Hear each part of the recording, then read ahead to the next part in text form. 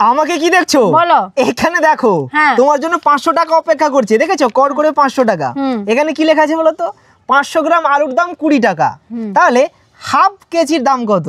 5 টাকা নাকি 10 টাকা নাকি 20 টাকা নাকি 40 টাকা? ফটাফট বলো, ফটাফট বলো। কর করে 500 টাকা।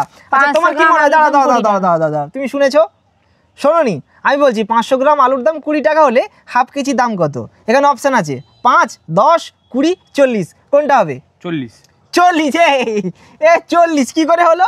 দাম বেড়ে গেছে আলু। তুমি বলো। 10 টাকা। 10 টাকা কি করে? এত হাঁচি হচ্ছে তো। 10 টাকা কি করে? বলো বলো বলো। 10 টাকা। হ্যাঁ, 10 টাকা কি করে? মানে 500, এটা হাফ কেজি, মানে 20 হাফ 10। এই জন্য বলে যে মেয়েদের বুদ্ধি হাঁটু নিচে। মেয়েদের বুদ্ধি হাঁটু নিচে মানে কি বলবো। এখানে দেখো 500 গ্রাম। হ্যাঁ, এটা 500 গ্রাম তো। 500 গ্রাম আর হাফ কেজির মধ্যে পার্থক্য কি? পার্থক্য কি? আরে 500 গ্রাম যা হাফ কেজি তো তাই। তাহলে 500 গ্রাম আলুর দাম 20 টাকা হলে হাফ কেজির দাম হতে তো সেই 20 টাকাই হবে।